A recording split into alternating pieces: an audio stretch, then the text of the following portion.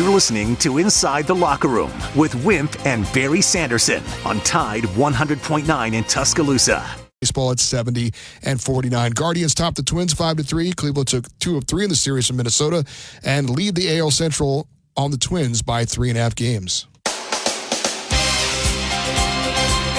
Inside the Locker Room with former Crimson Tide basketball coach Wimp Sanderson and his son, former SEC and ACC assistant basketball coach Barry Sanderson. It's time to take you inside the locker room on your home for Alabama sports. Tide 100.9 and streaming on the Tide 100.9 app.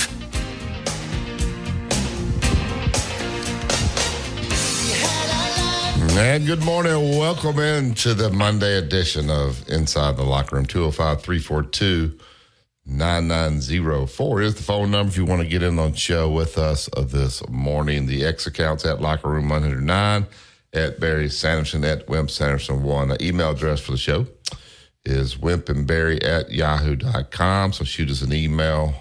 We can look for advertising. If you just have a question, a comment, we do use the email. Also, you can download the Tide 100.9 app to your smartphone. There's a chat box up in the right-hand corner. Those go right to us as well. If you pick our particular show, then we'll read those out over the air. We got Wyatt Fulton. We got the guru with us this morning, this week, Dad. Poor Wyatt.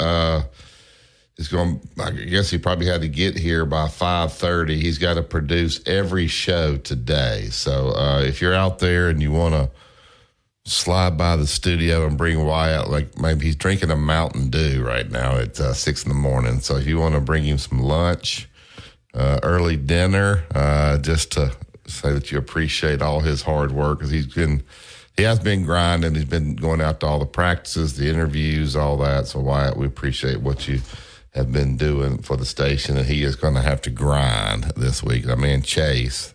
How'd Chase already get vacation time? Chase is out today, but no, Chase done a good job for us, and we appreciate you being with us this morning, Wyatt. Good morning, Dad. How are you this morning? Doing okay. Barry, can you hear me okay? Yeah, gotcha. Several little things. I'll try to run through them very quickly. Coach's press conference, I think when you're real nice and real friendly and all, that sometimes people don't say much. I didn't think he said anything. He talked about the quarterback, but the same thing about 2s and 3s. He talked about the running backs. He didn't talk about them, just named them without saying anything. I think we've maybe got that hopefully for the first hour while it's trying to get it up for us. But, he's fine. He just didn't really give any information at all. They played good in some plays and bad in some plays. So if we can play it, fine. If we can't, you're not going to miss anything. So it was fine. And I think when you have the kind of personality he has, that you can kind of do that and be all right with it. Curry had eight threes in the last game to win, of course, the men's title for the gold, and the women won their 8th straight title. 40 gold deals for Alabama for the U.S. and 40 for China. So, of course, Scotty came back and won the gold. And going to have Doug on, a very interesting thing yesterday. Max Kresselman had a 4-shot lead. The Rain had played 36 holes one day. He made an 8. And ended up getting tied and getting beat by a guy, Raji, R-A-I-A, a good player. Matt Kuchar made everybody mad, and I want to find out about this. It's over with. He's already hit his shot to the 18th green. It's about to get dark. He's not going to win anything at all. He doesn't want to play the next hole. He doesn't want to play the next shot to that hole. And, boy, you talk about the media, they burned him. They all wanted to go home. They've been there. It's the last deal for the whole year. I want to ask Doug about that. It didn't make any sense. Barry and Tom will like this. Nick Kelly's been hired at AOL. AOL.com, yeah. And so Nick is from Missouri. And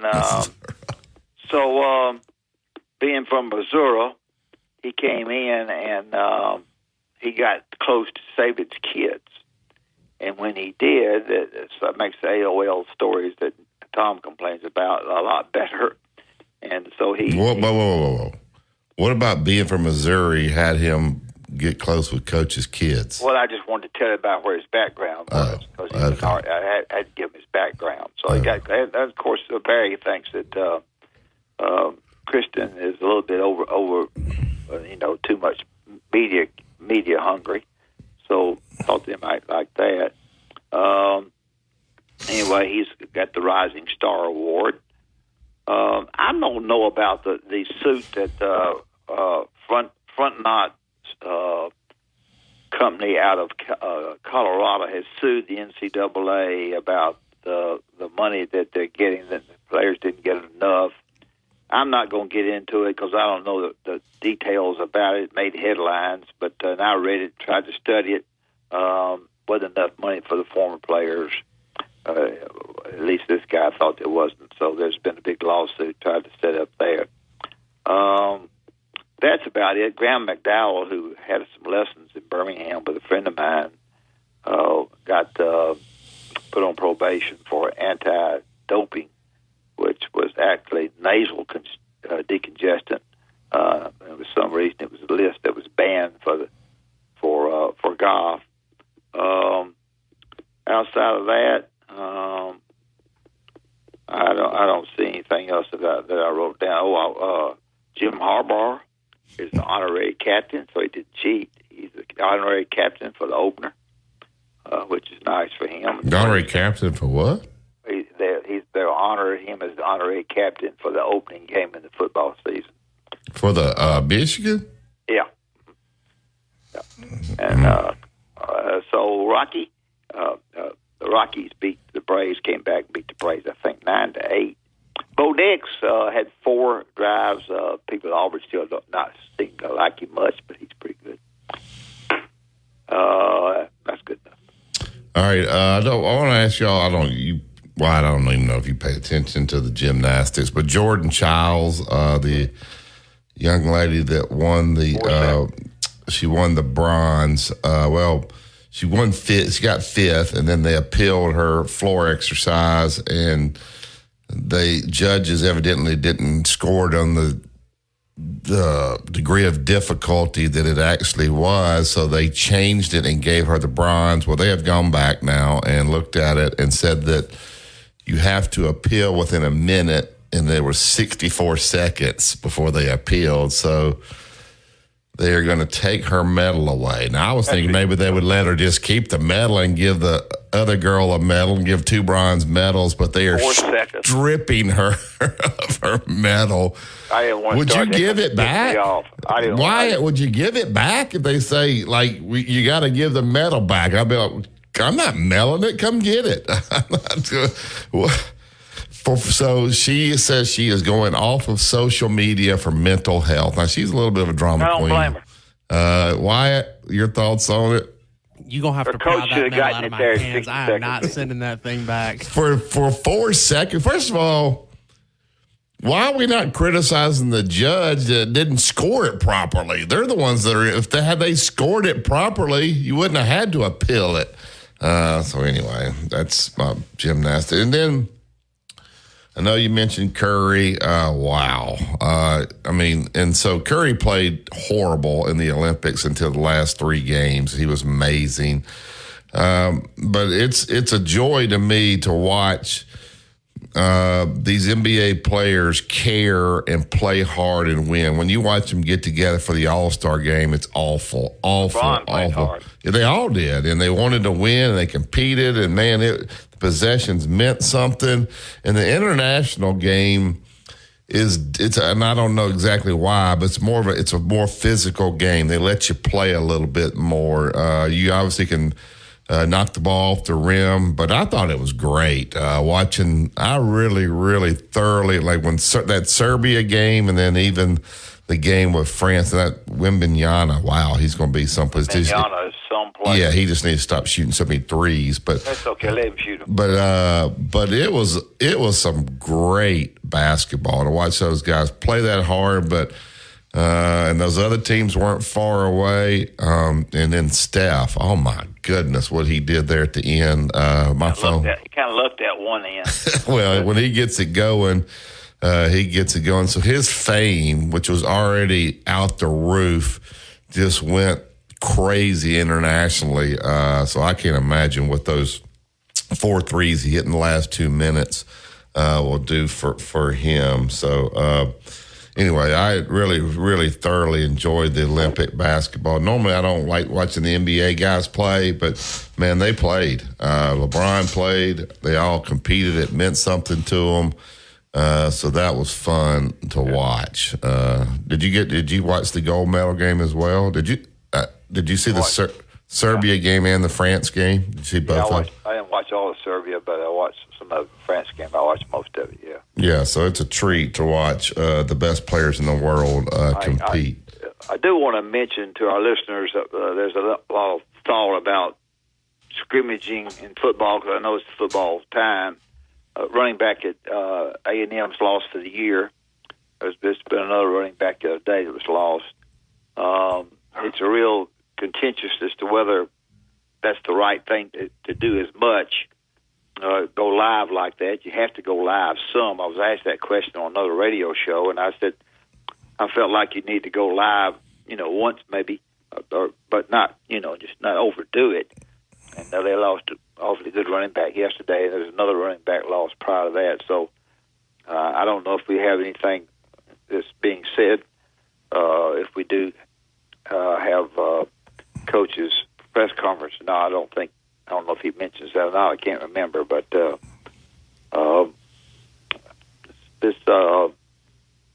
this football team is going to be a little bit interesting to watch defensively. To me, just reading and listening to him, maybe giving up big plays at times, making big plays defensively, but giving up some defensively. So it's going to be interesting to me.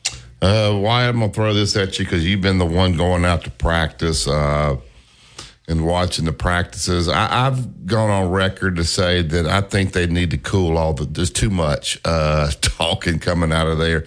And we've let the assistants talk now. The players are talking. Coach DeBoer's talking. Like, there ain't that much to talk about this time of year. So now it gets down to where there really is not that much to say. He didn't give you a ton after the scrimmage, by the time they finally kick this ball off, you're going to be so ready because you're tired of hearing about all this stuff. Wyatt, I don't know how you feel.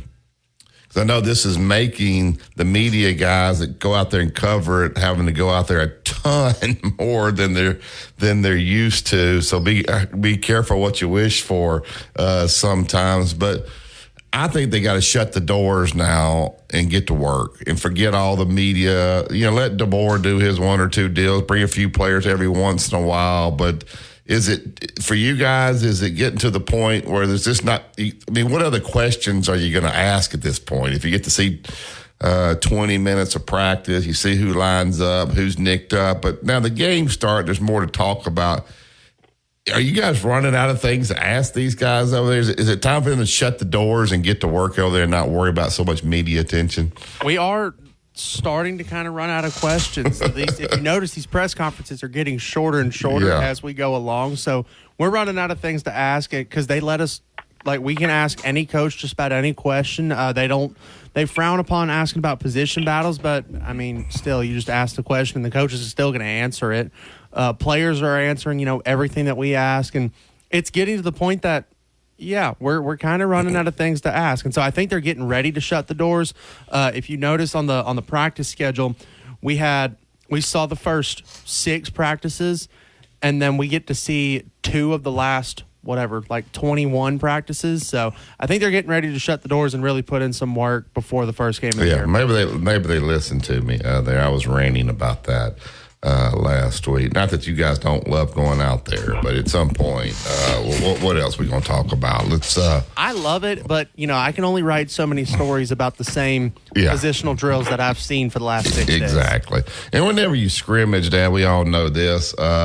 When you scrimmage against each other, the guy made a long run. Well, crap, that's my defense giving up the long run. So you're never you're happy with one side of the ball, the other side has you frustrated. That's what these scrimmages do. But it's a good chance to get those guys out on the field and see where they're at. I would take the break here. We got Philip holding. We'll get to more phone calls, 205-342-9904.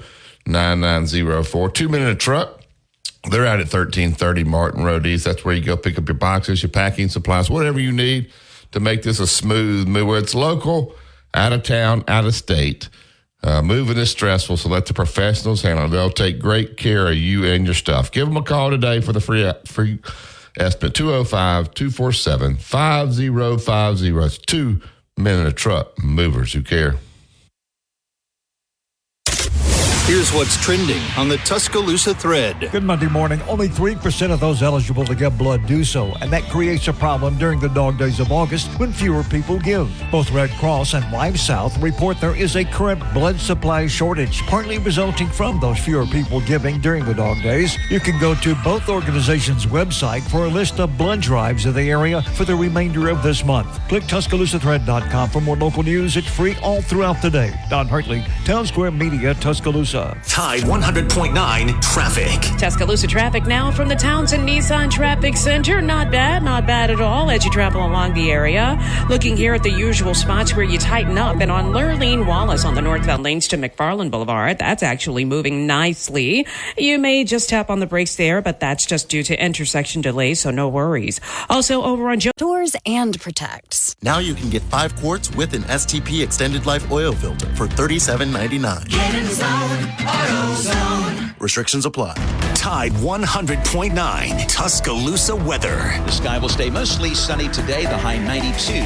For tonight, mostly fair with the low at 70. For tomorrow, partly to mostly sunny and hot. We'll mention a small chance of a shower during the afternoon or evening hours, the high 95. I'm James Spann on the ABC 3340 Weather Center on Tide 100.9. Your home for Alabama Crimson Tide football. Tide 100.9 and streaming on the Tide 100.9 app.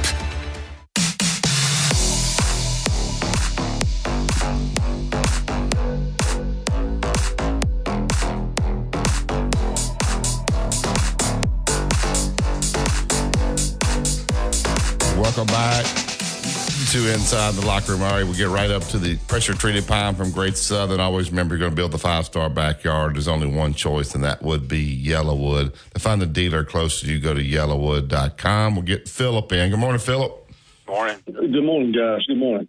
Texas lost their starting running back, Jonathan Brooks, for the year, and Texas A&M lost their starting running back, Reuben Owens, for the season. So two big losses right out the gate for those two teams. But it sounds like Alabama's getting things pretty solidified over there after the first half of fall camp completed this past weekend, and got 10 more preseason practices to go before we get into game week on the 26th. So it sounds like the staff is organized. It sounds like they have got their top 33 players on offense and their top 33 on defense, and that they're kind of on point.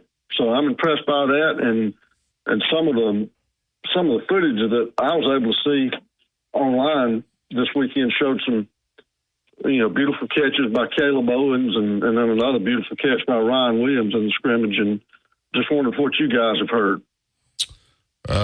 Basically what you've read. I know Wyatt probably was out there and saw. I think the quarterbacks have been playing well. It sounds like people are really impressed with Ty Simpson. Not that Ty Simpson's close to beating out Jalen Milroe. It's not even a competition, but it is nice to know that you have a guy there that has his head on straight. The fact that he even stayed, to me, says a ton. And I know Jalen Milroe gets all the praise, and he deserves it for the way that he's handled this. But I think we got to give Ty a lot of credit. The transfer world now, as easy as it is to jump in the portal, he probably could have gone somewhere and started. He decided to stay here and stick it out. Dad, just your thoughts about he's not getting the publicity that Jalen, and he doesn't deserve it. Milroe's the guy, but to know you have a backup that's that mature that stayed, I think should say a lot to the Alabama fans. Well, 9 out of 10 would be gone. Yeah. all of them because of their dads and their coaches and their mothers and their girlfriends, but be gone to play. He's ready to play. South Florida game did not mean anything because they screwed that up to start with. So hopefully he gets in at some of these first two early games that they should run away with before they get to Wisconsin. So I haven't seen as much as Philip has what they have said about people. I just wonder if the defense is in a position to give up with big plays. Hopefully I'm wrong. Yeah, it sounds like the young receivers are doing well. But when you scrimmage each other, who knows? But I think there's a lot of talent there. I did hear Coach talk about, players throwing the ball away. And I remember in just living for another play, don't take a sack. And I know Coach Saban always harped on that, like not holding the ball too long. And it sounds like maybe they're having to coach those guys to do that as well. Just if you have to, it's okay to throw the ball away and get back in huddle and call another play. Don't take a negative play. And so we'll see as they start the games how they progress in that area. Right. One thing I did find a little bit interesting is that some of the guys were held out, like most notably Jihad Campbell. I don't think he was hurt or anything, but I think they're just trying to manage things as far as workload, and I look for some guys to probably be held out of this coming scrimmage, possibly. But I think you have to be careful with that too. You don't want to take a guy that's got a good run going and all of a sudden sit him out. But I think the staff's a little different. They do things a little bit different than they should. It's a different regime now, but. Like Wimp said, it's going to be interesting this year. It's going to be a really interesting season to watch, not only for Alabama, but for a lot of other teams. Yeah, people go out and they just analyze and they talk about how good you're going to be because they just watch Alabama's team. But you hadn't seen the other teams. So I don't know how you hadn't gone to LSU and watched their team practice. You hadn't gone to Georgia and watched their team practice. You hadn't gone to Tennessee. So just because you go look at your team, you still got other teams out there that are working as well. I think sometimes we miss that as an Alabama fan. We think just because we have a good team that means it's going to translate to wins. Well, these other teams got good players and they're working. They want to win. They're working just as hard as your guys are. That's why you play the games for sure. So right. We'll see. Well, I know one thing, Bear. This time next week we will be in game week because you got week 0 coming up the 24th. Yeah, that game in Dublin, which is an ACC game. I'm not sure why in the world they're going all the way over there to play that, but yeah, it's getting here. It's getting close. It seems like a long time for those guys to practice before they play. The NFL, they have those exhibition games. They ought to give them like a scrimmage with another team or something at some point to kind of break it up, but that hadn't happened. So anyway, appreciate you, Philip. Well, appreciate y'all. Have a good one. Yeah, no problem. Talk about that a little bit. What did you hear, Wyatt, about the scrimmage? I know there were certain guys that were left, and I know the former players were invited back. It sounds like Coach DeBoer, who is a very easy guy to talk to, they had access to him. Everybody that you hear talking talked about how much they enjoyed meeting him. I know he's welcomed them all back. And you never, I know people, and you hear some of the former players talk about wanting good tickets when they come, this, that, and that. You can't do all. If you do it for some, then there's just so many former players. It's hard to maybe give them what they want, but it was nice to see Lamar Russell, a lot of guys that were back this weekend. Just talk about what you saw over there with all that. Yeah, it was really good. It was really good to see all the former players. Martin Houston was there. I know Christian was walking around a little bit as well. And so it was good that all the former players were able to come back. And, like you said, these guys who may have, like A.J. McCarron, Bryce Young, Tua Tagovailoa, when they come back, you kind of want to do a little bit more for them because they're record setters and because they're guys that have, done so much for the university. But at the same time, if you do it for those guys, you got to do it for every single player who's come back through the university. And I mean, Nick Saban had more than 100 draft picks in just his tenure alone, not to mention that you've still got guys from before Nick Saban. So I get that point. as well. But I liked what we heard from the scrimmage. It sounds like, some of the receivers made some really flashy plays. Sounds like the running backs had some explosive plays from Kalen DeBoer. He mentioned that as well in his presser. And sounds like Jalen Milroe is taking that next step as a quarterback as well. Yeah.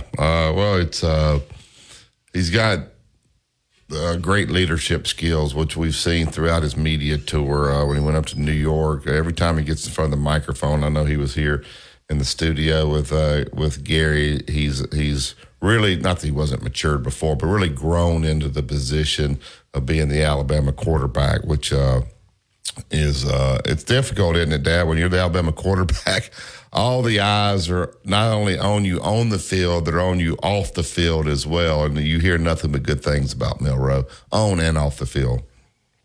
Well, the difference is this day and time is that they're able to go out off the field and talk more so and get paid for it, and go to different spots or go into radio shows or TV shows, whatever they get their agent to help them get, and it gives them an opportunity to be really in front of the public a little bit more than it has in previous times, not years, but times back long ago when I was watching it. They didn't dare get out, at all. So very interesting. Yep. All right, we'll take the break here. We got some Kalen DeBoer clips. We can hear those. Also, take your phone calls. So just dial us up 205-342-9904. You listen to Tide 100.9. It's the home of Alabama sports. Tide 100.9 traffic. Tuscaloosa traffic now from the Townsend Nissan Traffic Center. Not bad at all as you travel along the area. Looking here at the usual spots where you tighten up, and on Lurleen Wallace on the northbound lanes to McFarland Boulevard, that's actually moving nicely. You may just tap on the brakes there, but that's just due to intersection delays, so no worries. Also, /deal or text DEAL to 511-511. Text DEAL to 511-511 today. All dogs are unique. Your dog results can and will vary. Message and data rates may apply. You're listening to Inside the Locker Room with Wimp and Barry, only on Tide 100.9 and streaming on the Tide 100.9 app.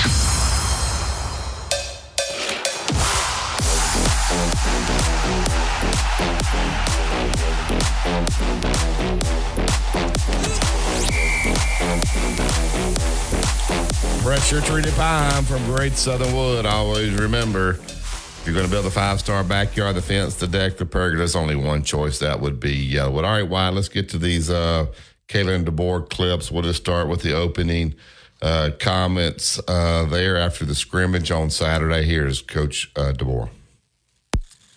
It's good to be out there. Scrimmage one in the stadium.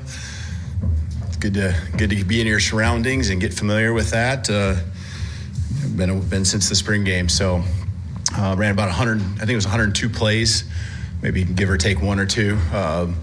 81 with the ones and twos, pretty balanced there. I think it was 40 to 41 plays, and then 21 plays, if I'm doing my math right, with the threes. So good give and take.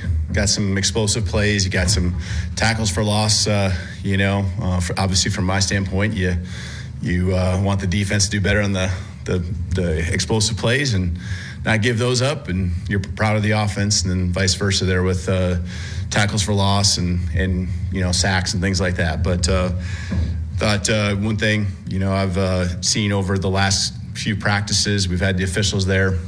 It's always going to be that way early in camp, some penalties and things like that. I thought we did a lot better job today. Really did a really good job, actually, when I think about it. I don't know the number, but very few. So guys were out there playing ball and just understand the rhythm, the tempo, really trying to take advantage of being in here. You got the coach-to-player communication. We use that every day in practice. It shuts off with 15 seconds. But really simulate it with the officials and what that looks pretty much down to the second. So got some good work there. And then also, the tablet, iPad, on the sideline. We took two breaks, 6 minutes or so just to get on the sideline and be able to understand what that looks like, because we, at this point, really aren't able to practice that in our complex during normal practices. So just using that and really understanding what the benefit is, take advantage of the confirmation or the learning opportunities that can happen in between drives during the breaks that we had today, but also not dwelling on it so much to where it affects our mindset and where our poise and confidence is going into the next drive. So proud of the guys. Thought they did a really good job staying relatively healthy. Just your typical fall camp stuff. Guys dinged up a little bit here and there, but nothing more than what you'd expect. All right, you're right. He really said nothing.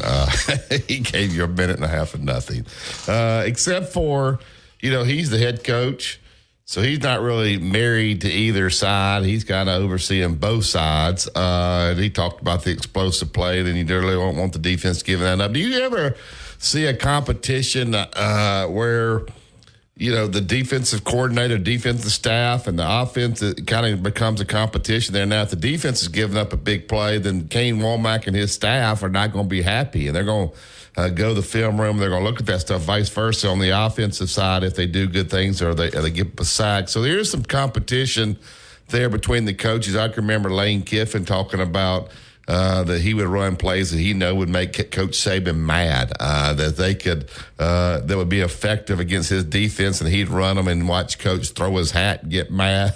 But it depends on which side of the ball you're on as to how you like the scrimmage, correct, Dad? Yeah, this is a different model, but in basketball we had an assistant coach who came in to work with me. I wasn't the head coach. And every time we did something defensively, he wanted to do something to trick us offensively because he thought he could out coach everybody. Yeah, and he wanted to show the head coach how he could out coach him. And I'd have the offense at times he would try to out coach us, and I thought it was ridiculous, but in some ways I guess it was okay. It was him trying to run stuff that hurt our team. I think to some extent you can do that. I think you can overdo it, but I think your point is correct. You'd like to have a little of that. You just don't want too much of anything. You don't want too much of that. You don't want too much of situations where you can get an injury. I know you can get an injury walking across the street. I got all that, but I think you're yes, you do those kinds of things you mentioned, but I think you're careful. Yeah, I agree with it. We had that too, where we had in South Carolina, each guy had one side of the ball. So we're early in practice, we're doing something. I look up, and the coach that we're going against is out there in a zone defense. We hadn't even put in a zone offense. I'm like, what are you doing? Like, we don't even have a zone offense. Yeah, how good he was. You want to show me? Well, I guess you could probably play pretty good at it. So we hadn't even put the offense in yet. You're a genius. See, I do think you do run into that sometimes. These guys wanting to show you how smart especially you are. Just the coaches who think they're smarter than anybody else. Yeah. And then Lane Kiffin liked to get under Nick Saban's skin, and you could see that happen too. He should have played done a little bit better in the Ohio State game. They'd have won it. Well, he's making $9 million a year now, so Coach Saban changed his career. All right, let's just go to the next clip about Milroe and the quarterback performances. I think this is kind of where Coach maybe talks about him holding on to the ball a little bit too long. Here's what Coach DeBoer had to say about that. Thought the plays that are there and you need to make that throw, I think they're doing that at a higher level, not just today, but throughout camp, getting better at it. And a lot of that's the trust in your guys around you that they're going to be where you anticipate them being, especially in those moments when you get a little bit of pressure. You get a little bit of a rush around you and just managing it. I still think there's a time or two we can throw the ball away. And I'm not just talking about Jalen, I'm talking about all of them. It's across the board, just to keep us out of those situations where, it turns into a third and extra long or something like that. But, that's just here and there. That's not something that's happening a lot, but it's one of those that just kills a drive, and when you get 11 or 12 a game, every one of them is important. So those are great learning moments, and we got a lot of those opportunities again today where we, just get rid of the football, live to see another down. We got a lot of plays that can get us first downs, as long as it's reasonable. Are you guys surprised he's not being more specific about how individuals play? That was very generic there. That's what I was talking about at the beginning of the show. He's fixed to get two questions. One's about the quarterback. He talks about Milroe. One's about the two running backs. He mentions them, and that's it.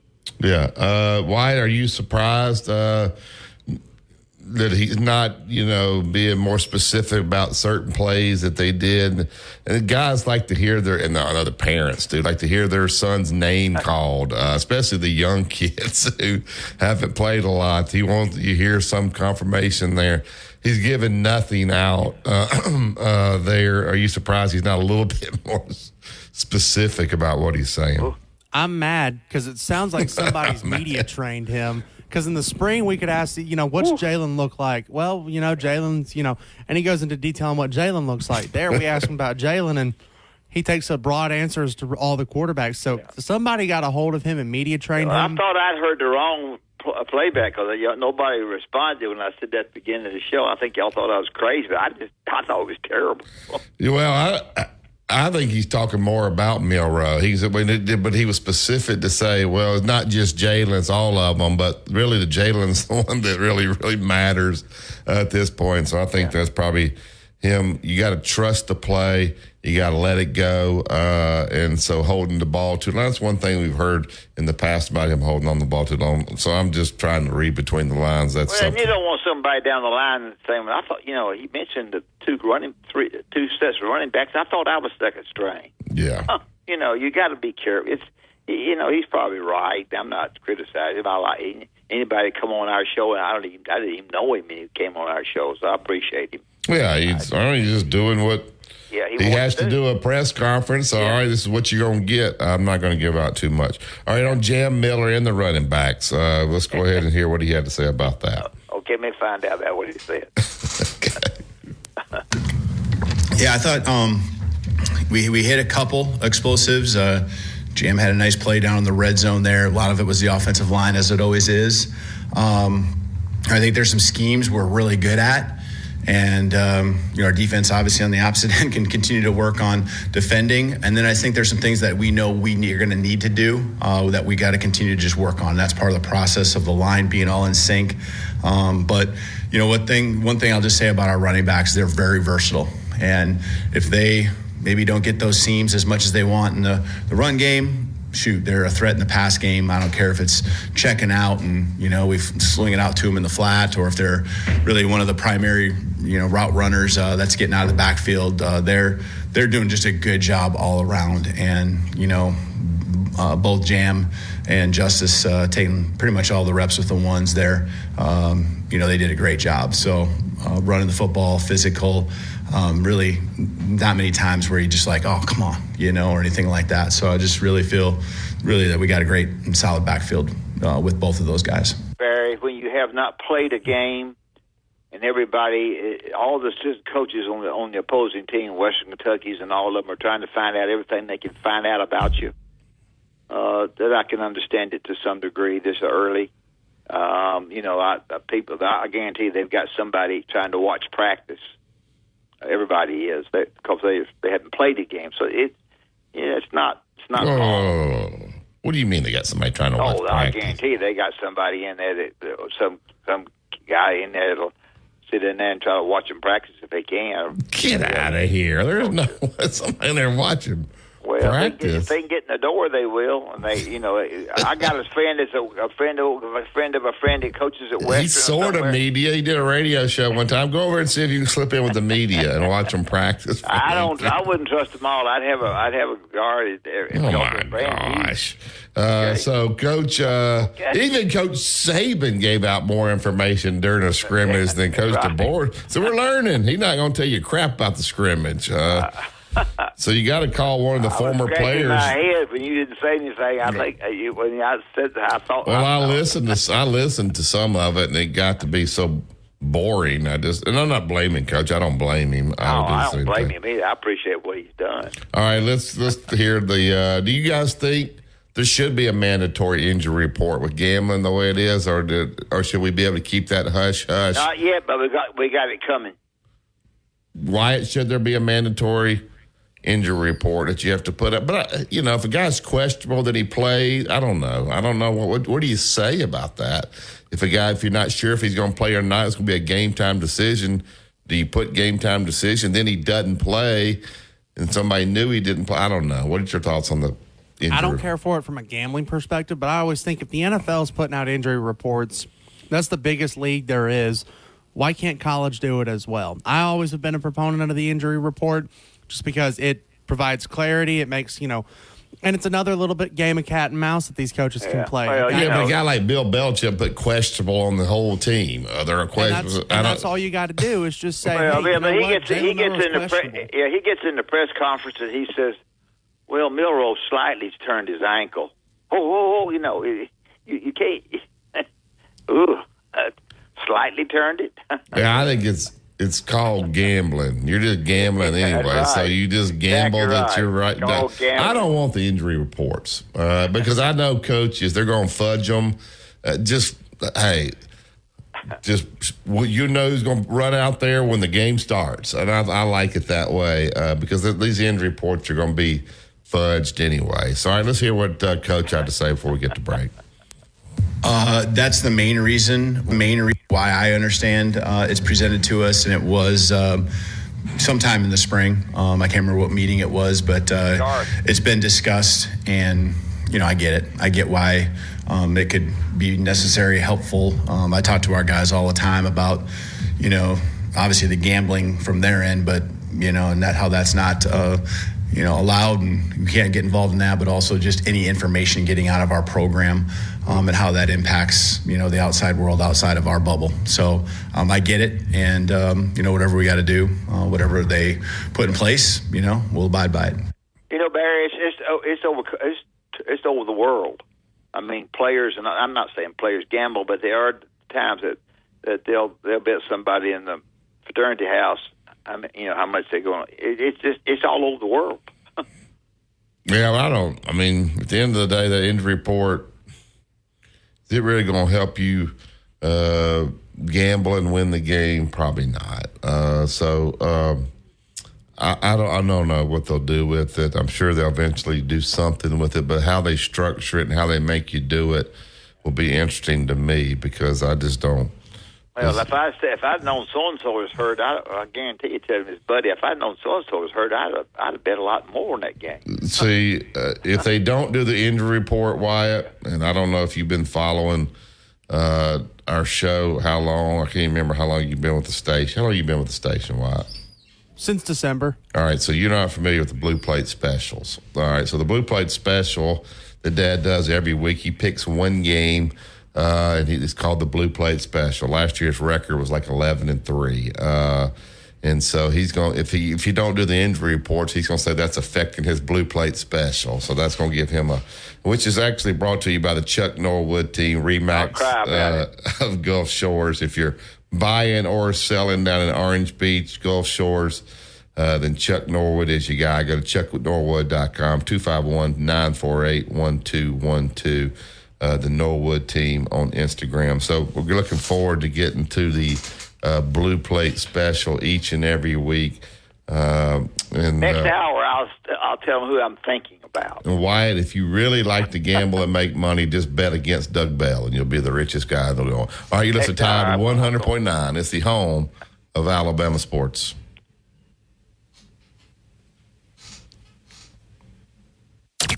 Go inside the Alabama Crimson Tide with the Gary Harris Show. Monday morning at 9 a.m. on the Gary Harris Show, we'll recap Alabama's football scrimmage from Saturday, talk about the fan day as well. Rodney Orr from TiderInsider.com, Casey Smith on golf, your phone calls, and yes, like I said, plenty of Alabama football discussion as we recap the weekend. That's coming up on the Gary Harris Show, Monday morning at 9 a.m.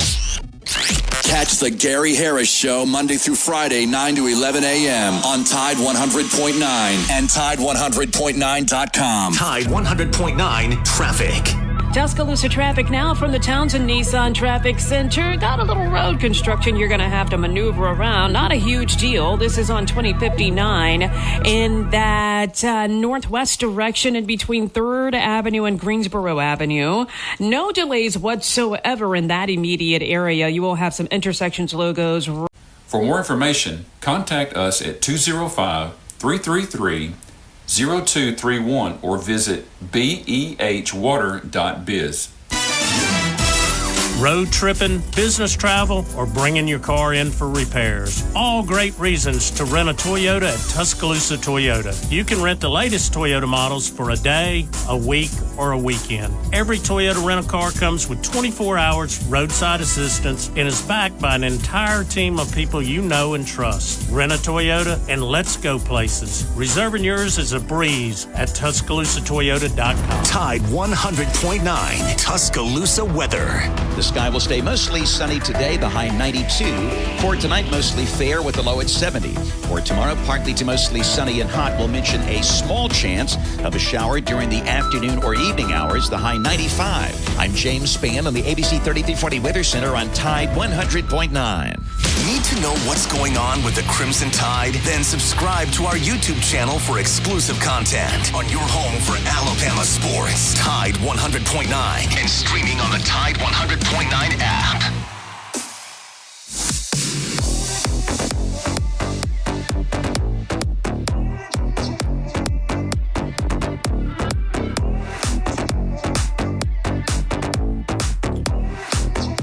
Welcome back to Inside the Locker Room. Yellowwood Pressure Treated Pine from Great Southern. If it doesn't have the yellow tag on it, you don't want to get to the Yellowwood hotline. Get Tom in. Good morning, Tom. Good morning, Barry. Morning, Coach. How are y'all? We're good. How are you? We're okay. You know, Coach, you was mentioning Nick Kelly. And, you know, Nick is a fine young writer. He worked at Tuscaloosa News there for a little bit, and I really appreciated his work. He did good. The interesting thing about Nick at AL.com is going to be this. Will he be subjected to, and I hadn't figured it out, I don't know if they're dishonest or incompetent, and I hadn't figured it out yet. I'm working on it. I did a good job of getting you on, didn't I? Yeah. I mean, I'm all over that. I am all over that. And but it's going to be interesting to see how he develops in that environment. He was honest. He wrote an article. I don't know if y'all are familiar with it or not, but he asked Coach Saban for advice about marriage. Did y'all read that article? No, I hadn't. But remember now, Barry's going to chime in with you because he said he got close. Oh, he loves AL.com. He got close to Nick's both kids, especially Kristen. And Barry's going to go chime in. Yeah, Kristen's kind of. Y'all both be on the same page. She's today. put her little social media up for a while. I haven't seen much lately. Y'all both on the same page today. How'd I do it, Tom? That's not true. Tom doesn't like AL.com. I got no problem with it. No. That's not true. He don't want to be on the page, when you call somebody AL.dumb, that means you don't like them, Tom. Hey, he don't it's an accurate. Tom. You know that? It's an accurate description of the work they do, for crying out loud. I just said you didn't like them, and you said that wasn't true. No, I read them, and I go, how can you write such garbage? And got y'all on the same page. And, Coach, I'm telling you, you know exactly what I'm talking about. And and it's not that I don't like them. I critique them. They put themselves out in a public domain. Is that true or false? Yeah, it's true. That is true. That's right. And they put themselves out in a public domain. And the fact of the matter is, when you do that, you open yourself up to criticism. I am allowed, because they put it out there, to criticize them, and I'm telling you that they are not honest, or either they're incompetent. Now, have you ever read Joseph Goodman? I point out the way they handled the Brandon Miller situation. I will point that out. They jumped on that kid and like he was the one that did the murder. And all it was a bias against Alabama. Now, I don't care who you are, that's what that was. And they handled it very poorly. And do you agree with that? Do you think they did the right thing with Brandon Miller? They all jumped the gun on that. Yeah, everybody did on that. I don't. Okay, well, never mind then. Very, like, what's my boy, outkick. He killed Brandon, and he was wrong. Yeah, Clay Travis. And Clay he's Travis, wrong. another idiot. He was Another wrong idiot. and never would go back and correct his wrong. Clay Travis. So. Yeah, University of Tennessee alum, lawyer, works for Fox, and don't know crap about what he's talking about. He's the only person I've ever seen that. Well, I was going to say more wrong than Feinbaum, but nobody's that much wrong. Well, Feinbaum just he doesn't know crap about football. You're exactly right. I'm telling you, you never trust anybody that is the son of Kermit the Frog from Sesame Street. Good Lord. Tom, you're on it today. So Tom, I'm confused. Do you like Nick Kelly or not? I love Nick, but I'm saying it's going to be interesting to see how he develops in the culture of A.L. That is going to be interesting. And he's from Missouri. What is being from Missouri, by the way? That's what he. Well, here's one of the things about A.L. Dumb is the editor is an Auburn graduate. Did y'all know that? No. I didn't. Well, research. Do your research. I'm tired of doing it for you. I ain't that worried about it.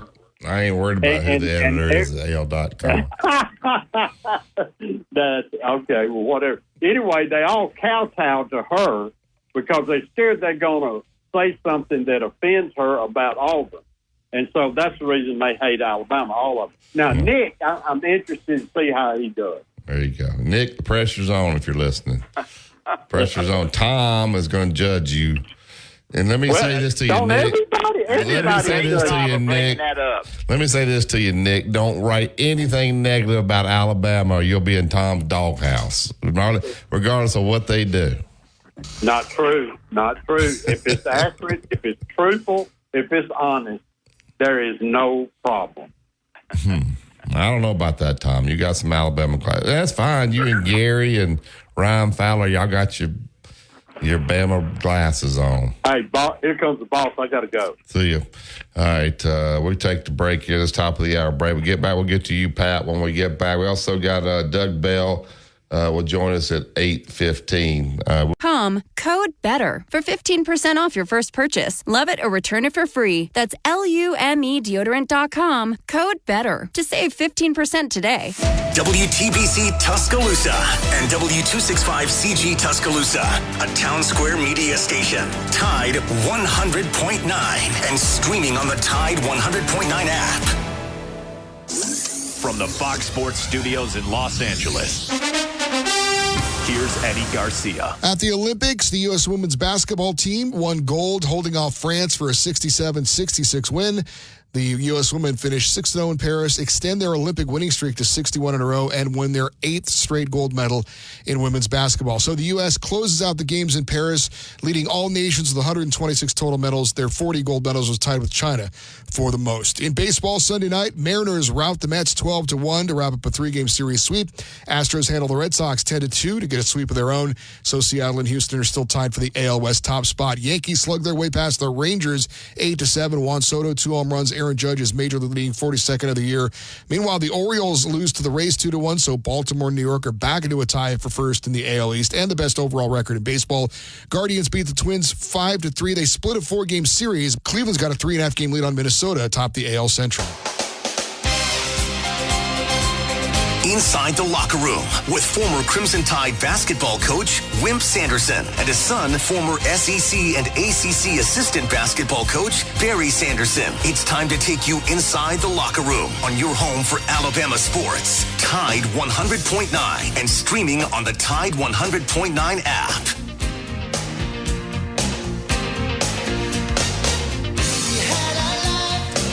Welcome back to the second hour of Inside the Locker Room. As we kick off this 8 o'clock hour, we want to thank Andrew Kniffer with Allstate Insurance. Andrew is my agent. Let him become yours. Out at 4705 McFarland Boulevard, Suite 3 over in Northport. Don't just pay your bill. Know exactly what you're paying. Know what the coverage you got. You may need more coverage, less coverage. He can look at your situation and make the best decisions for you, whether it's home, life, auto. Give him a call today, 205-722-9700. 9201. Andrew Kniffer, Allstate Insurance. I get to the Andrew Kniffer hotline, get Pat in. Good morning, Pat. Hey, good morning, guys. But I could care less about the pros or the having betting or the college having betting, but I like to have it where that my team is, the other team has to guess who's going to be able to play and who's going to be able to play at full speed. That's part of the game, and I understand professional betting on the pro side, but college, shouldn't be any betting on college football. College football should be pure, and I understand I'm crazy saying that, but that's just how I feel about the purity of the sport is going away from us even now that players are being paid. Yeah, I'm with you. I'm not, because I know how the coaches are. They're going to fudge it anyway. So it's not going to, I don't know how accurate it's actually going to be. Coach Saban was, this time of year, you had no idea who they were going to run out there the first game as the quarterback. Like you would wait for that first possession to see who they would run out there. Now it seems like, obviously with Milroe doing what he did last year, there's no question about that. But I'm with you, Pat. That there's some gamesmanship with it, and we're going to play who we want to play, and you'll figure it out on Saturday. Exactly. I'll tell you something else, Pat. There's going to be go ahead. Conference office. There's going to be pretty big penalty on you if you. I know you fudge it like Barry says, but if you make a rigid mistake, conference office is going to nail you. Hey, I got a question though, Coach. Why can't you just say it's a game day decision, and that way nobody knows nothing? That's a Belichick thing. Come on. I don't know. I don't know anything about the gambling part of it, but I know one thing: Garth knows what he's doing. He's been doing it a long time. He had 10 years of that in NBA.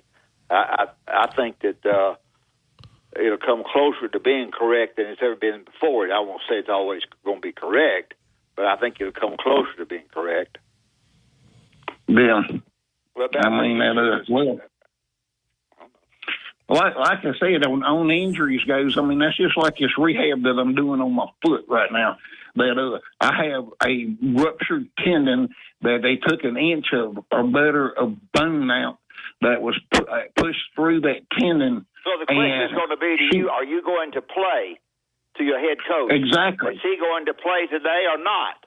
And that injury report is given to the commissioner, and the commissioner can fine your butt. Not only fine you, but also hurt you in recruiting. So, well, one of the differences is, Pat, and you're singing my same song. In the NFL, you have a 53-man roster. So if a guy's out, then you're going to pull somebody out the practice squad, and you're going to put him in his place. You don't go out there with 50 guys. You can in college football, you got all your guys on scholarship, and so you're not going to have to do that. You just play the third string guy. So NFL's a lot different with the 53-man roster. They have a practice squad that they use. So if somebody goes down, they're out for a certain amount of time, then you replace them. I can understand why they do it there. Yeah, don't either one of you think you're too smart to trick him, because I'll tell you from what I can hear. You can trick them a little bit, but you ain't trick them as much as you think about injuries. Okay, so you don't think you can say he's a game day decision and you're good to go? Probably. I don't know the exact rules on it, so I don't want to get on here and argue about it. But I do think it's going to be more stringent than you think it is, and I could be dead wrong. Yeah, I got you. All right, Coach. Hey, I appreciate you, man. Hey, look, everybody's talked about me saying that Ryan Williams was going to be the breakout player. Hey, it looked pretty good Saturday, from what I understand. Yeah, Ryan Williams. They say he's got another gear. Too many people saying it. Thank you, Pat. Yeah, Pat. So are you for? I'm confused. Are you for or against the injury report? Me? Yeah. I'm not a gambler. I don't care. No, it doesn't matter. I'm just saying, just for if you were coaching against your opponent, do you want to know, or do you want to have to to let your opponents forget the gambling part. I'm talking about the game. If you're playing Kirby Smart, do you want him to know who's in and who's out at the beginning of the week? No. So you're against it then? Yeah. I just think you took gambling out of it with your question. Yeah, I mean, the gambling, it is what it is. It's gambling. So people are going to dig around, but I just wish. Because I don't even know. I know in the NFL, you can add people to your roster. In college, you can't say, oh, you know what? Let's quarterbacks out. Go over and get Tennessee's quarterback for us this week. It doesn't work like that. You got to go within your roster and get the guys there. So I don't think it'll be implemented this year, but it's going to be interesting to see when they get to these roster limits to 105. What does Alabama do? Do they use 100? I think the injury report will be implemented before the first game. This year? Yeah. Why you hearing that? I ain't heard nothing. I'm guessing. Everybody they say, well, I'm crazy. I think it'll be implemented before the first game. For just the SEC or for all the schools? Just SEC.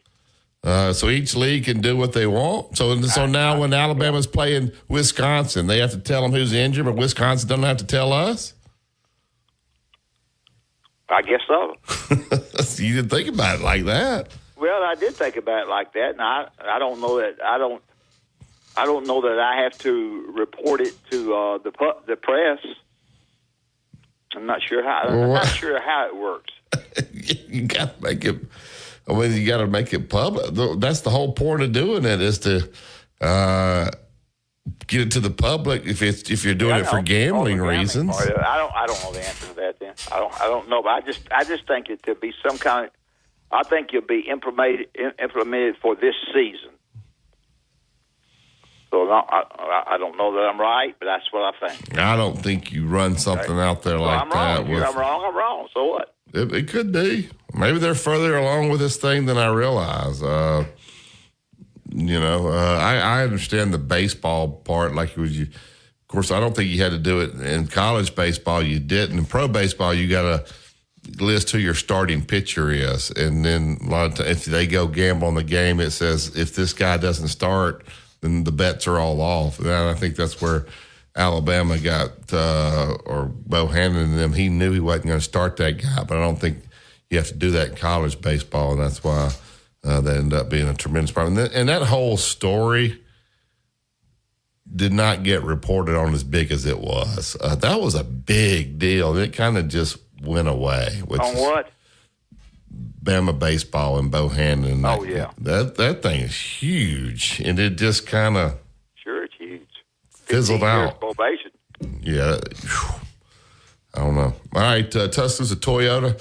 Go to TuscaloosaToyota.com. 1.99 APR on the Toyota Tundra, the 2024 Tundra. Beautiful truck right there. The Camrys, everybody loves the Camry, one of the hottest selling cars across the country. 3.99 on 36 months on the Camry. The RAV4, the best-selling car out there, 3.99 on 36 months there as well. The Toyota Highlanders, they got a great lease deal out there on the Highlander. The Corollas, they've got all kind of options out there. You can go to the website, TuscaloosaToyota.com, click on new inventory. You can see everything they got on the lot. They have nice pre-owned stuff there. You can schedule a service. You want to rent a Toyota, try it out before you buy it. You can rent one, make it easy right there at the website. Also, order parts. Give them a call today if you want to rent, 205-561-2043, or go to TuscaloosaToyota.com or swing by Skyland Boulevard and tell them that Wimp and Barry sent you. All right, we'll get to Doug Bell next. You listen to Tide 100.9. It's the home of Alabama sports. Tide 100.9 traffic.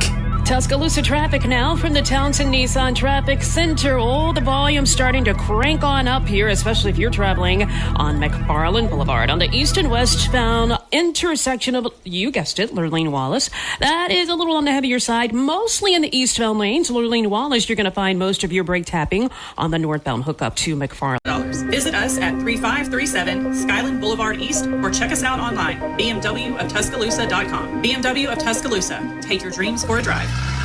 Tide 100.9 Tuscaloosa weather. The sky will stay mostly sunny today, the high 92. For tonight, mostly fair with the low at 70.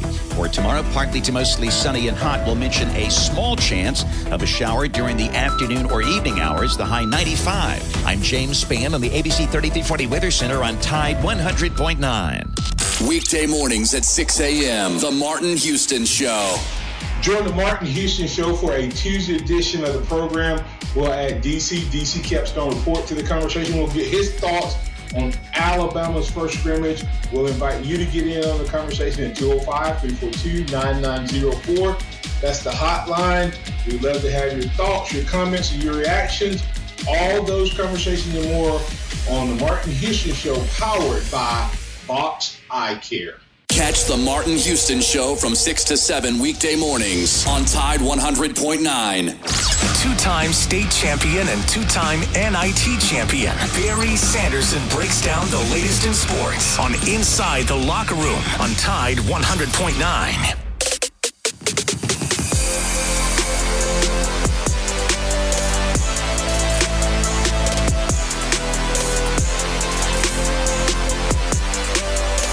Welcome back to Inside the Locker Room. Get right to the Yellowwood Hotline. He's a play-by-play with PGA Tour Live, CBS Sports headquarters. Our main man, brought to you by MD Wellness and Aesthetics, Doug Bell. Good morning, Doug. How are you? Hey, Barry. Coach, doing great. What a wild finish yesterday. Yeah, I would like to ask you this. Now, I shouldn't ask you this first because I know about Graceman's 8 that he made to lose it and then had a Mr. Birdie. I know all about that, and you can explain it to our listeners. I think you should. But I think Matt Kuchar, I don't know why he didn't play his last shot to the 18th green, but whatever it was, the press is going to kill him from now on ever. And tell me if I'm wrong, but they're going to wear him out about that. What happened there? Well, and for the listeners, listen, last night dark was setting in, and everybody, and the last group was on the golf course, and Matt Kuchar decided after hitting his drive he wasn't going to play anymore. And so everybody else finished. Aaron Ride, the young guy who won, had finished about 10 minutes ahead of him, maybe a little less than that. And so Kuchar came out this morning all by himself. It took him 6 minutes to hit a shot up on the green and 2-putt for par. And so he finishes tied for 12th. It was a bizarre decision. I've never seen that, Coach. He told Todd Lewis afterwards at the Golf Channel that the reason he did it, he wanted to show Max Grazerman, a PGA Tour rookie, that you don't have to play in the dark if you don't want to. You have the right to say, I'll come back tomorrow. That's what he told Todd Lewis. But from what I understand, he was upset, Kuchar, because it was getting dark and nobody told him that the fairway was not clear at 18. And he went ahead to hit that drive and then immediately was told, wait a minute, you shouldn't have hit because those guys are still out there. And so in order to just kind of prove a point, put his heels in the sand, he chose to come back today, which meant PGA Tour officials had to come back today also. They could not leave from Memphis. They had to stick around just for him to play for 6 minutes today. So, Coach, I think he's going to take a lot of criticism. It was a crazy, bizarre decision. And for Aaron Rye, the guy who won, it wasn't official until Matt Kuchar put it out this morning. I mean, in essence, he was doing the press conferences and the pictures last night, but it wasn't truly official until Matt went out this morning. Well, Kuchar's a jerk anyway. He always has been. He's a Georgia Tech jerk. He's always been a jerk, and he tries to overcome it with that pissy-ass smile he makes. You know, just because you run around smiling all the time doesn't mean you're great, and everybody says I frown all the time, so I'm bad. But you know, he phony smiles you all the time. Go ahead. Well, no, I think you're right. That was what he did last night was was ridiculous.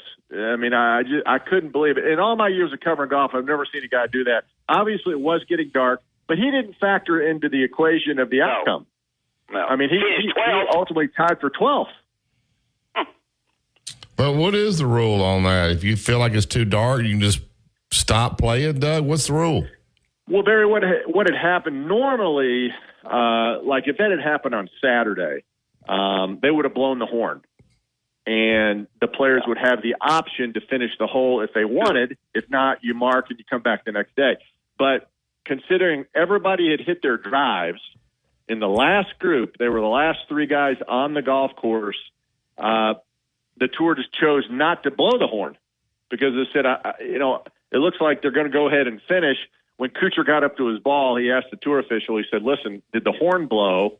And the tour official told him, well, it unofficially did. We didn't actually blow it, but yes, it's under the same rules as if the horn had blown. And Kuchar said, well, then I'm not going to play anymore. And the tour official said, well, the other guys in your group were going to play. And he said, well, I'm not going to play. And so he put his mark down in the rough and walked off. Put his watch on, put all his stuff in his bag, and walked off the golf course. So, I mean, Barry it was bizarre. And to think that he teed off at 7 o'clock our time, 8 o'clock Eastern this morning, didn't tee off. He went out to his ball, and it took him 6 minutes to go out there, hit the shot up on the green. He missed the birdie putt and knocked it in for par. 6 minutes, and then he was off the golf course. I mean, it was and the fact that, again, I mean, he finished at 12 under par, and the winner was 19 under. He was 7 shots back, so he didn't factor in any. If he had bogeyed the hole, I think he would have lost. He would have lost $56,000 in the final outcome. But other than that, I mean, there really wasn't. He was just trying to prove a point. You make $56,000 sound like nothing. He made $59 million. And he said, Barry, you're wrong. I know you're going to argue with us, but you're incorrect. I hadn't said anything. Well, yeah, I just, professional golfers, especially one that's been as successful as Matt, and he's been out there a long time. He's almost 47 years old. They don't factor in like, if I bogey this hole, I'm going to lose $56,000. That's not even in the mindset. Yeah. I mean, he clearly was upset about something, and he was going to come back. And he doesn't qualify. His season is over. He did not qualify for the playoffs for the first time, by the way. And he's the only player that had an opportunity to make it 18 years in a row and didn't get it done. He would have had to have finished, I think, top 2 positions there to get it done. So his year is over. Matt Kuchar. All right, FedEx starts Thursday. Tell the listener the layout of it, how it all works, Doug.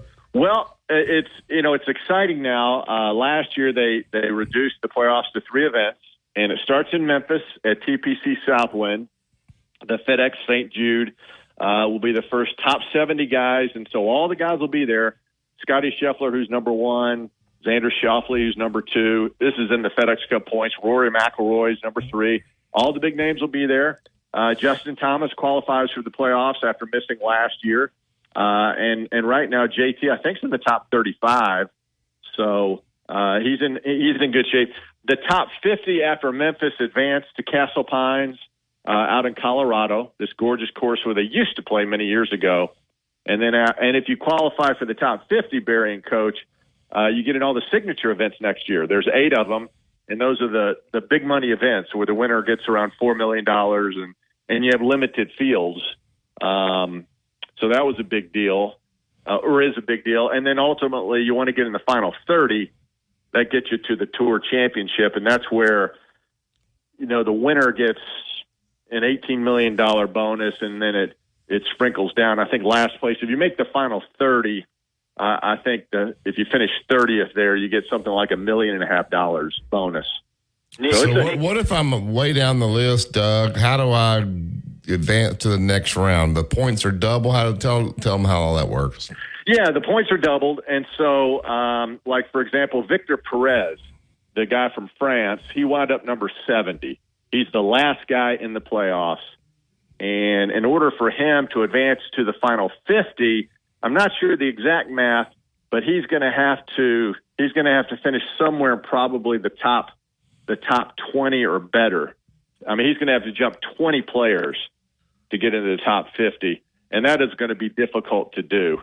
But as you mentioned, points are doubled, and so it's possible. The only thing is he would have to play really, really well, and the 20 guys in front of him would have to play fairly poorly in order for him to advance. So good. It's a good thing to get into the playoffs. Obviously, you're now 70th starting next year. You have playing privileges being in the top 70, but ultimately, if you can get to that top 50, and that secures, and those signature events are just easy money. It's more FedEx Cup points. So if you can get in those signature events in 2025, then you're almost virtually assuring yourself of getting into the playoffs again. So that's what it's all about. Nick Riley didn't get in, but Nick Riley. Davis Riley didn't get in, but Nick did. I'm sorry, pardon me. Is that right?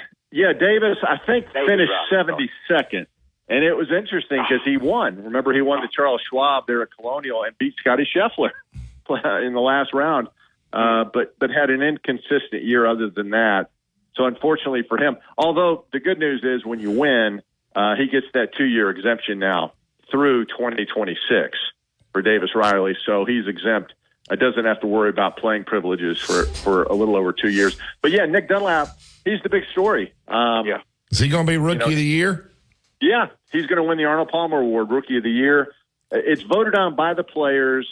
He has 2 victories, even though one came as an amateur at the American Express. But I think he's a virtual lock. Now, if Max Grazerman had gone on to win yesterday before he messed up, he had a 4-shot lead going to 14 yesterday. He's a rookie, and that might have swayed some people because he's been playing well here late in the season, and that would have been a nice win for him. But I think Dunlap, and now Nick, he's in the mid-60s going in. Same scenario for him like Victor Perez. Nick needs to play really well in Memphis, and the guys that are just in front of him need to falter a bit for him to advance to the second round of the playoffs. But all in all, listen, 2 wins, making the playoffs, and I know on Instagram today he posted it's playoff time, Nick Dunlap, so I think he's going in with a good attitude, and I think he's playing really well. So I think that's good news for him. The leader going to 14 had a 4-shot lead. He makes 8, Barry. 8. And it was crazy. And he ends up having a shot on a par 5 as he finishes up on 17. He knocks it on there in 2, I think it was. And I'll be John bound if he doesn't miss one as long as nowhere to par the hole rather than birdie it. That way he didn't tie the guy. Go ahead. Well, no, it was. I mean, Barry on 13 yesterday, a par 4, tough par 4, by the way.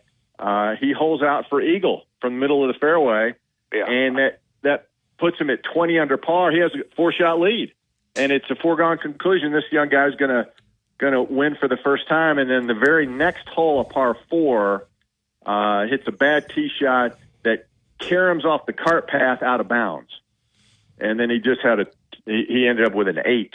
Please tell me you didn't. Please tell me you didn't bet him, Doug. No, but Barry, I can't remember the last time a guy had an eagle hole out followed by a quad, and then and then he birdies the next hole, right? And then at 16, the par 3, as darkness was coming into play, and Kuchar again later thought it was too dark to play. But anyway, Grazerman puts it on the green, Barry, and 4 putts. The first time they said he's 4-putted. A good player. Since he became a professional. Yeah, he 4-putted. And so that was a double bogey 5. And it was over then because the other guy, Aaron Rai. Where's he from? Where's he from, Doug? Aaron Rai? He is from England. Yeah, I know that, but I mean the guy, the Grazerman, where is he from? He's from North Carolina. He went to Duke. Okay. So that would have been a big win for him for a lot of reasons. He grew up in that area, went to Duke. Greensboro is where the ACC headquarters is. Yes, he never smile or frown either one, did he? He's different. No. I mean, he did an interview afterwards, and he's 29 years old. Both those guys are 29, by the way, Aaron Rye and Max Grazerman, and he's a PGA Tour rookie. Grazerman. It's just taken him a long time to get out on the PGA Tour. So that would have been a nice deal for him, but he was an upstanding guy. I mean, he did an interview afterwards and said, listen, I got a bad break when the ball hit the cart path and went out of bounds. And, he goes, I hit 2 bad putts at the par 3, and he goes, that's golf. And he'll be in the playoffs. He's got a chance to potentially redeem himself, Max Grazerman. And Aaron Rye, by the way, the guy who won, he's not a household name, Barry and Coach. He can play. Nobody's hurt. Listen, if you add up all the statistics, it's called strokes gained. We're talking driving, irons, short game putting. If you add them all up, and the regular season ended yesterday, Scotty Scheffler's number 1, Xander Schauffele's number 2, Rory number 3, and Aaron Rye is number 4 in the overall statistics. And people don't realize he's right behind the top 3 guys in the world. Yeah. So he's had a pretty good year, and I'm glad he won. He's been playing really, really, really well the last 6 weeks. Guys, these guys are going to make some money in the next 3 weeks, Doug. These purses, these 2 are $20 million each, and then when if you get to the top 30, a guy like Scotty Scheffler, you don't tell him how much money he's about to make in the next 3 weeks, especially if he wins that deal over in Atlanta. He's going to make over 20-something million here in the next 3 weeks.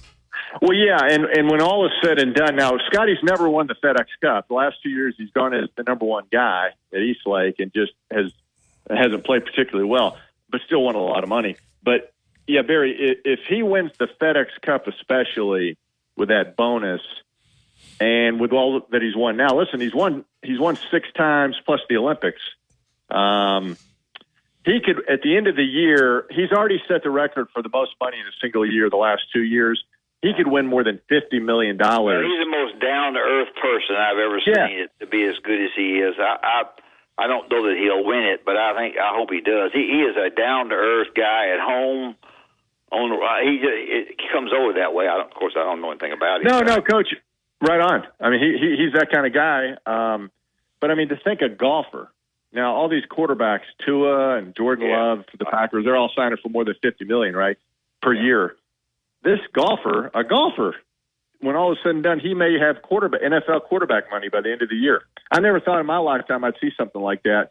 And Billy Horschel, by the way, who played really well this week, he came out and he said the media who covers golf is spending too much time talking about the money we make. And I disagree with Billy.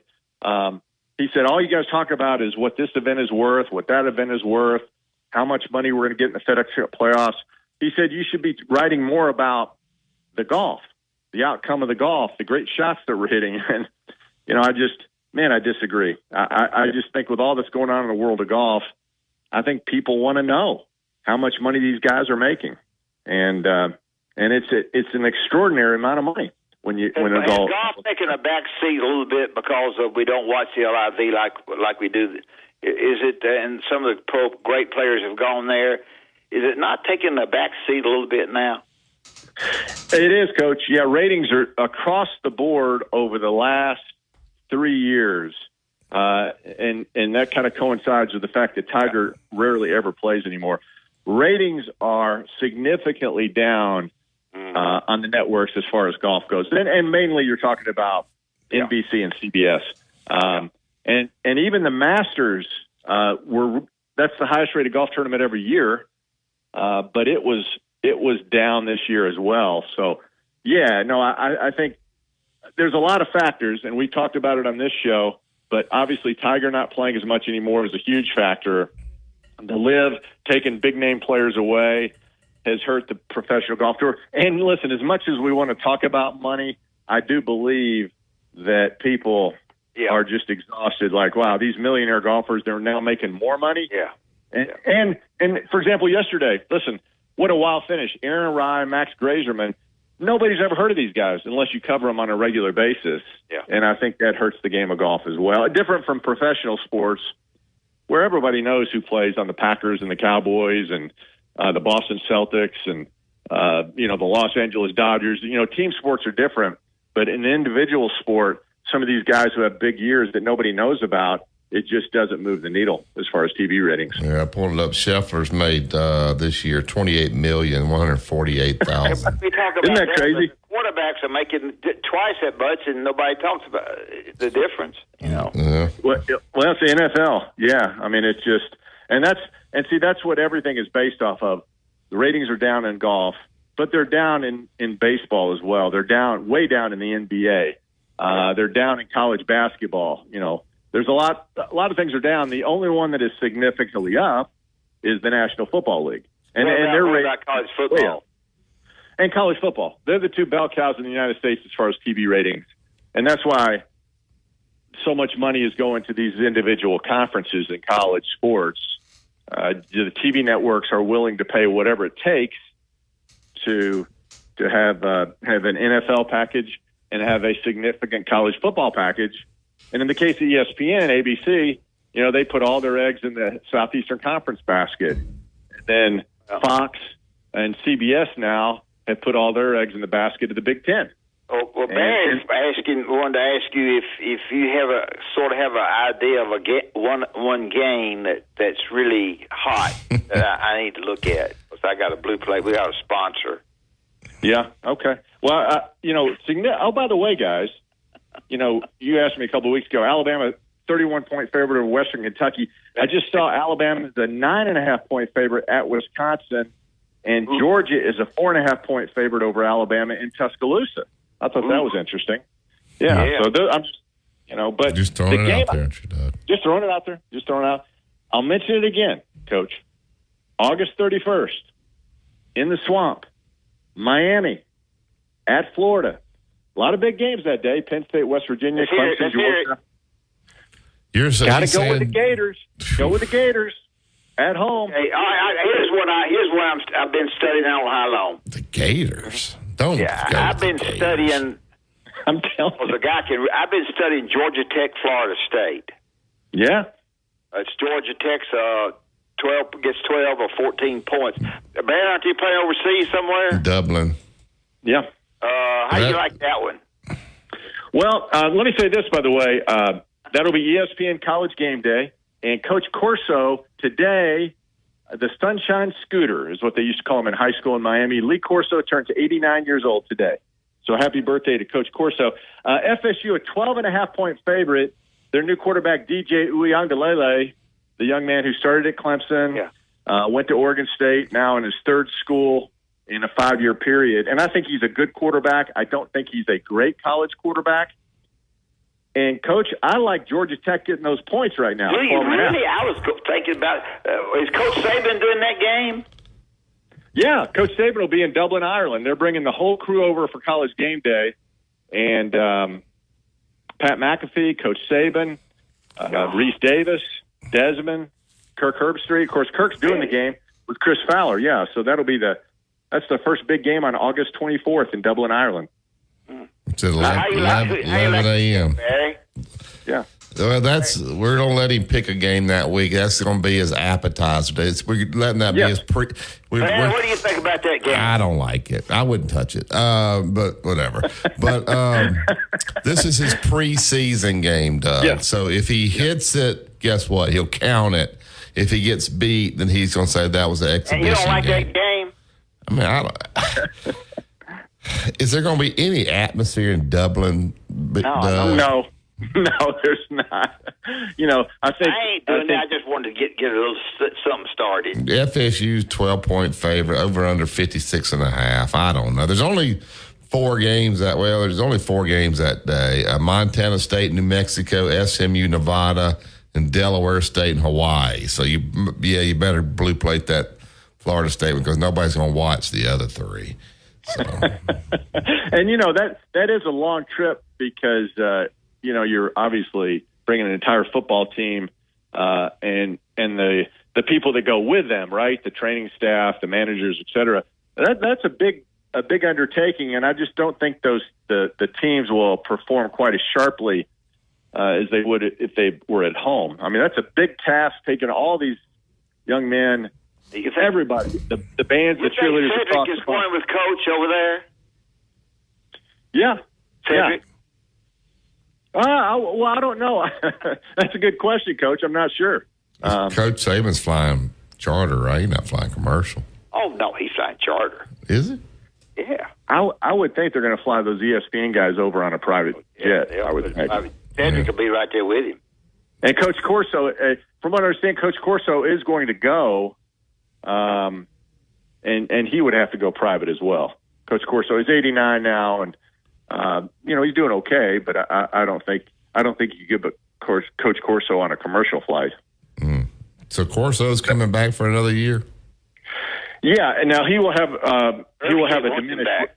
He'll have a diminished role. I mean, obviously, Coach Saban will pick up the slack, and Pat McAfee will do more. I think Coach Corso will still be on the opening segment, and then I think he'll close it with his headgear pick. And I think maybe sprinkled amidst the show, maybe he'll do this, a special here or a special there, but he won't be on that much. No. All right, Doug, I'm not going to make you pick any games today, but we're getting close where you're going to have to put your stuff out there, and then we're going to we'll either praise you or ridicule you the next week. Dad's going to ridicule you. I'm not going to ridicule you. I think I'm already doing my research. I think but Doug, you throw out too much. You do too much research. Go on feel sometimes. Just feel. I know. Last few years you've said I have way too much intel, but okay, I'll cut it back. Do what you do, but it's just not working. So try something different this year. Hey, Doug. All the media guys you talk to, are they dog cussing Kuchar? Well, Kuchar. I don't know if they're dog cussing him, Coach, but they're just kind of they think what he said afterwards last night just doesn't hold water.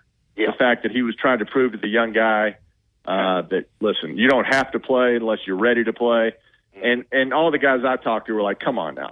Yeah, I mean, just tell us the real reason. Were you upset at the tour because nobody told you that, the fairway was clear? Just be honest, right? And that's what kind of bugged them. And nobody stuck around for today, let me tell you. There was no media people out there watching them play for 6 minutes. Doug, before you go, what state is St. Louis in? Missouri, as no, they say. Say it. No. That's you exactly said right. it. Thank you very much, Doug. Great job. You're smart as a wheel. Doug. You're smart as a cotton-picking wheel. It's not Missouri. It's Missouri. It's not stanky. It's I had a guy sanky. call me the other day and said, Wimp, you're dead on it. No, some guy no, you're not dead on it. And Chase's mom lives in St. Louis, Missouri. It's not Missouri. How do you spell it? If you live up there, Barry, it's Missouri. Oh, thank you very much. Doug, I tell you, we're going to have you on every day. Doug, you're off to a bad start this year. All right, Doug, I know I am. Tell them about MD Wellness and Aesthetics. We got to get to break. Thanks, Barry. 205-582-9216, MD Wellness and Aesthetics, 650 Inverness Corners. And again, it's all about skin care, hair care, weight loss. You name it, they do it. Free consultation. Susan Brignett is the owner. Dr. Dawn Mancuso is the MD. And they've been doing it a long time. And look it up on the web, by the way, and that'll explain a lot of the stuff. MDWellnessandAesthetics.com. You're a genius. See you, Doug. Missouri. You're a genius. It's Missouri. Some guy just sent a thing that said, what did he say? My boy Michael said, I've never paid as much attention to people saying Missouri as opposed to Missouri as I do now because of you two. You're listening to Tide 100.9. It's the home of Alabama Good sports. radio. Yeah, great. Tide 100.9 traffic. Tuscaloosa traffic now from the Townsend Nissan Traffic Center. We got ourselves a situation on McFarland Boulevard now. On the eastbound lanes, right around Price Road. This is actually at Monticello Drive. You do want to watch out for that accident. It definitely is causing slow traffic. And you're slowing down from time to time inside the construction zone over on Mosquito repellent that feels good on skin. So even mosquitoes can't ruin those sweet feelings of summer. Off Clean Feel. Prevention is the best protection from mosquitoes. For more from Tide 100.9, Let's it fly! And there's it! Whoa! Follow us on Twitter, Facebook, and SoundCloud.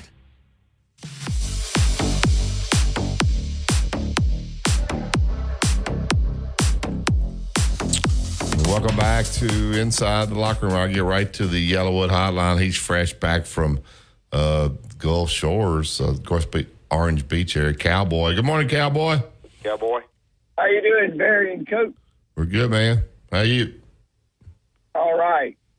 Did you all get a last trip to the beach in before school starts? You got to have a first before you get a last. I haven't been to the beach yet, so. Oh, really? Yeah.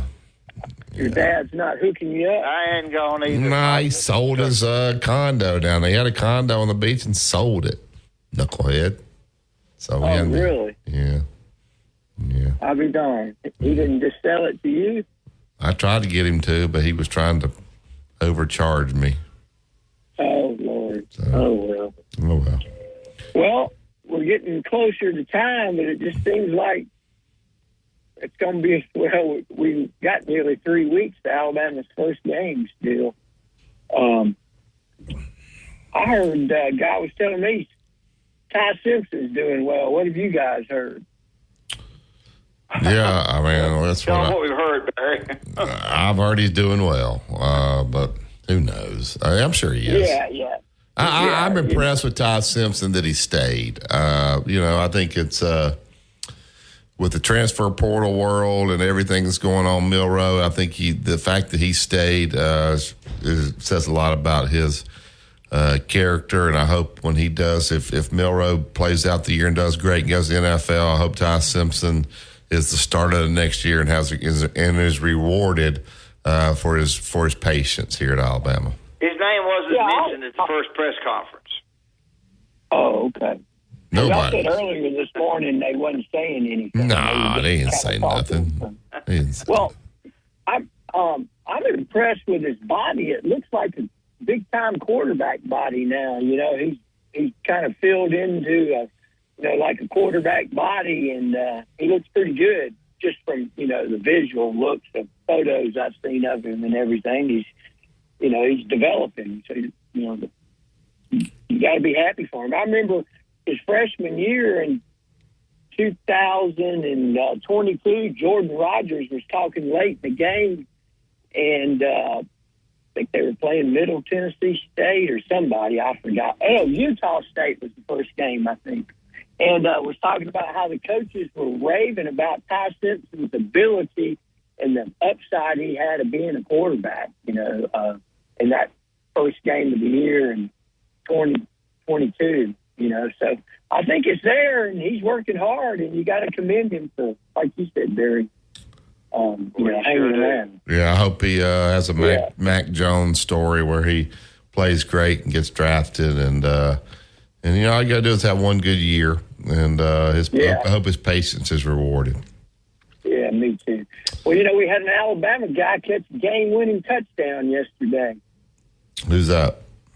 Winston Bennett, the fourth to Miller Forrestall, beat the Cowboys with 4 seconds left in OT. Cowboys kicked 4 field goals. Winston Bennett, he threw 4 interceptions yesterday, and they still won the Rams.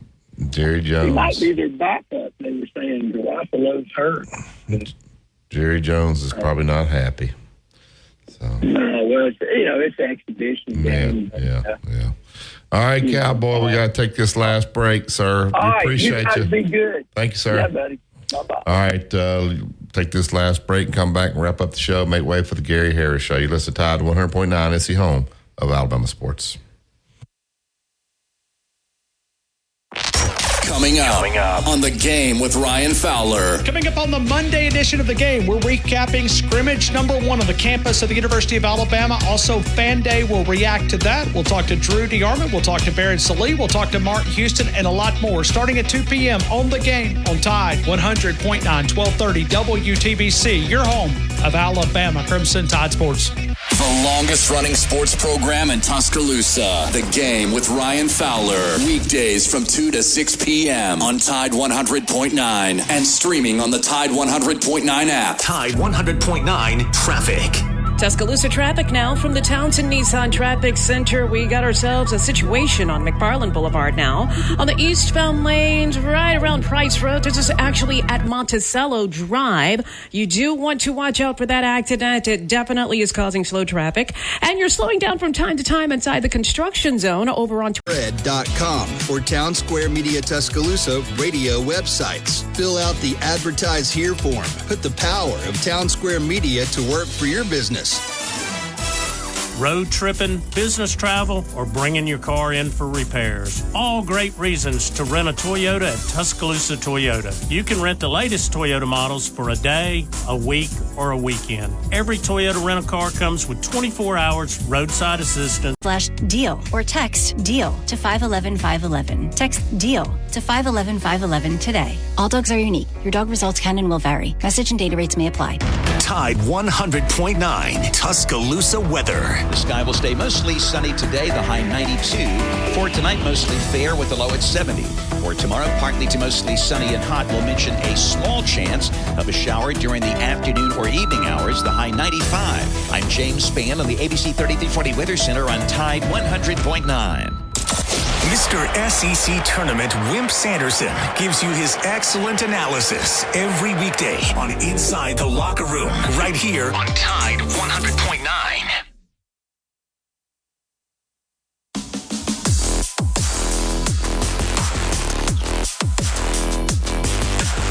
Welcome back to Inside the Locker Room. Dad, before we get out of here, we need to make sure we let them know about the Bryant Bank and how great those people are. Well, you certainly do. And as we close out today's show, don't forget Bryant Bank and what they can do for you.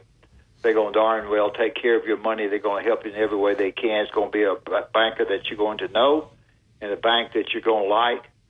4 locations in Tuscaloosa and throughout Birmingham. Hopefully you go by there and tell them you heard on Inside the Locker Room. It's important to Barry and I, and hopefully you'll do that because they are a great bank. Yeah, they'll take great care of you. They got, obviously, banks throughout the state. I know before here in the Tuscaloosa area. All right, Wyatt, what is the plan on practice this week and the media availability and all? Anything going on out there? I'm sure they're off today. They've had a long stretch there, and they needed a day off. But what do you got planned for the rest of the week? So I think they're going to have an open practice I think Wednesday. That's the only one this week. They'll scrimmage again on Saturday, and then that's pretty much it. We'll have another open practice the next week, and then that's it for open practices. Regular game week activities will start August 26th. Seems like it's maybe because it's been so much media availability. There's been a lot of information come out and still just a long time before they actually get to play somebody else. So I know everybody will be ready for that when it comes. And Western Kentucky will be the first opponent. I think the line's around 31. So just curious where that line will go. Will people say, hey, man, that's his first, Coach DeBoer's first game in Bryant-Denny Stadium. They're going to absolutely hammer Western Kentucky. And somebody said that, I got to double check this. Is TJ Finley the quarterback at Western Kentucky? Yes, he is. Is he starter? He's projected to be the starter. The other kid, Veldkamp, finished the bowl game for them, but he transferred over from Texas State. TJ Finley, he's got 9 lives, man. That guy's been a lot of places. So going from Texas State over to Western Kentucky, obviously started his career at Auburn. He was pretty elusive on the moped. I remember they couldn't catch him on the moped, but it hadn't really translated to the football field yet. But anyway, TJ Finley, that's interesting. All right, that's it for today's show. We'll slide out of here. We'll make way for the Gary Harris Show. So Wyatt's in here all day long. Remember what I said. Now, the guy's been in here since 5:30 this morning. Help a brother out. Bring him something up here to eat. Leave it at the front of the studio. Take care of the guy. He's going to be here till 6 o'clock tonight. So that's brutal, Wyatt. You're going to hear a lot of the same stuff today. Maybe we try to throw a little golf in there, so try to do it a little bit different. But I'm sure you'll talk a lot of Alabama football today. That's it. You listen to Tide 100.9. It's the home of Alabama sports. Have a great day, everybody.